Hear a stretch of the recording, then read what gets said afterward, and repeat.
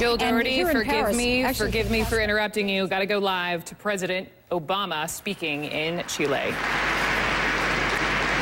Thank you so much. Thank you. Thank you. Please, everyone be seated. Thank you. Buenas tardes.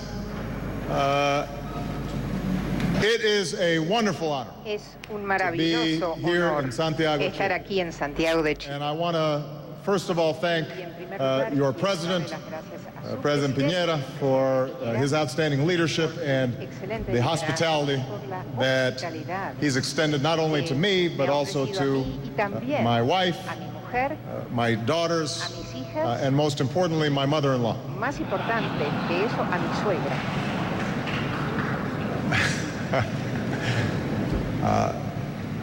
To the people of Santiago, to the people of Chile, thank you so much for your wonderful welcome. And on behalf of the people of the United States, let me thank you for your friendship and the strong bonds between our people. There are several people that I just want to acknowledge very briefly. We have the president of the Inter-American Development Bank, Luis Alberto Moreno, who is here.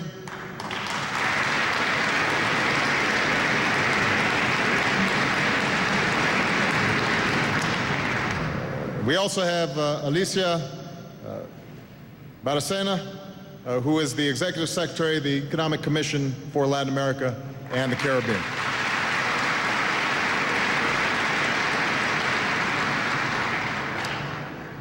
Throughout our history, this land has been called El Fin de la Tierra, the end of the world.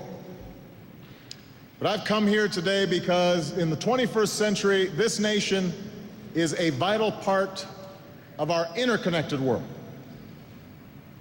In an age when peoples are intertwined like never before, Chile shows that we need not be divided by race or religion or ethnic conflict. You've welcomed immigrants from every corner of the globe, even as you celebrate a proud indigenous heritage. At a time when people around the world are reaching for their freedoms, Chile shows that, yes, it is possible to transition from dictatorship to democracy and to do so peacefully.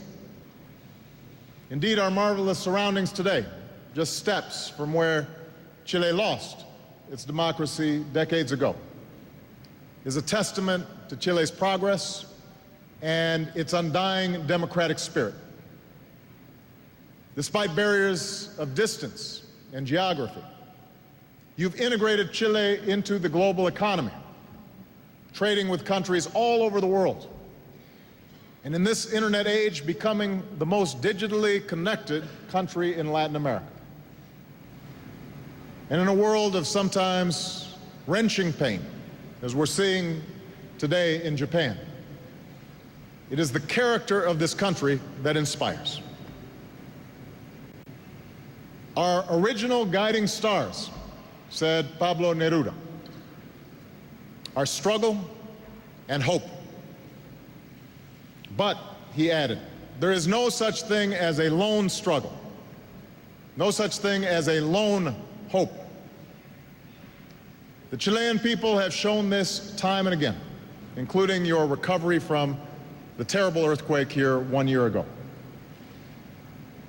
Credit for Chile's success belongs to the Chilean people, whose courage, sacrifices, and perseverance built this nation into the leader that it is. And we are very honored to be joined today by 4 leaders who have guided this nation through years of great progress. Presidents Elwin, Frei, Lagos, and of course, your current president, Piñera. Thank you all to the former presidents for being here, as well as President Piñera.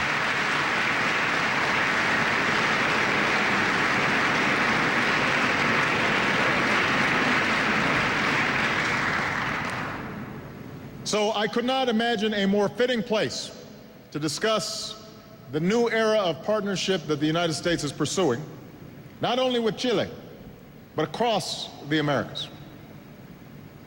And I'm grateful that we're joined by leaders and members of the diplomatic corps from across the region. Within my first 100 days in office, one of my first foreign trips as president, I traveled to Trinidad and Tobago to meet with leaders from across the hemisphere at the Summit of the Americas. And there I pledged to seek partnerships of equality and shared responsibility based on mutual interest and mutual respect on shared values. Now, I know I'm not the first president from the United States to pledge a new spirit of partnership with our Latin American neighbors. Words are easy, and I know that there have been times where perhaps the United States took this region for granted. Even now, I know our headlines are often dominated by events in other parts of the world. But let's never forget, every day the future is being forged by the countries and peoples of Latin America. For Latin America is not the old stereotype of a region in perpetual conflict or trapped in endless cycles of poverty. The world must now recognize Latin America for the dynamic and growing region that it truly is. Latin America is at peace. Civil wars have ended. Insurgencies have been pushed back. Old border disputes have been resolved. In Colombia, great sacrifices by citizens and security forces have restored a level of security not seen in decades. And just as old conflicts have receded, so too have the ideological battles that often fueled them. The old stale debates between state-run economies and unbridled capitalism, between the abuses of right-wing paramilitaries and left-wing insurgents, between those who believe that the United States causes all the region's problems and those who believe that the United States ignores all the region's problems. Those are false choices, and they don't reflect today's realities. Today, Latin America is democratic. Virtually all the people of Latin America have gone from living under dictatorships to living in democracies. Across the region, we see vibrant democracies from Mexico to Chile to Costa Rica. We've seen historic, peaceful transfers of power from El Salvador to Uruguay to Paraguay. The work of perfecting our democracies, of course, is never truly done.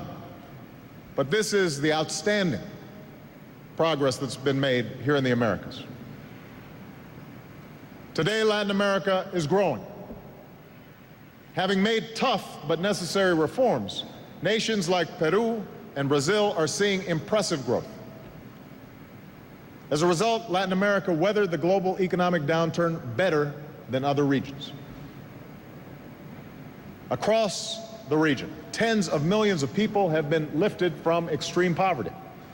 From Guadalajara to Santiago to Sao Paulo, a new middle class is demanding more of themselves and more of their governments. Latin America is coming together to address shared challenges.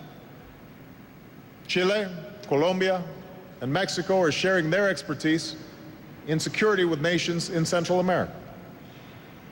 When a coup in Honduras threatened democratic progress, the nations of the hemisphere unanimously invoked the Inter-American Democratic Charter, helping to lay the foundation for the return to the rule of law.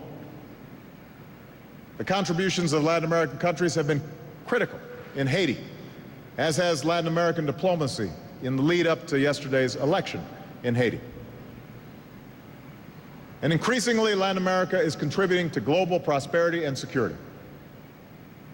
As longtime contributors to United Nations peacekeeping missions, Latin American nations have helped to prevent conflicts from Africa to Asia. At the G20, nations like Mexico, Brazil, Argentina now have a greater voice in global economic decision-making. Under Mexican leadership, the world made progress at Cancun in our efforts to combat climate change. Nations like Chile have played a leading role in strengthening civil society groups around the world. So this is the Latin America that I see today. a region on the move, proud of its progress, and ready to assume a greater role in world affairs. And for all these reasons, I believe that Latin America is more important to the prosperity and security of the United States than ever before.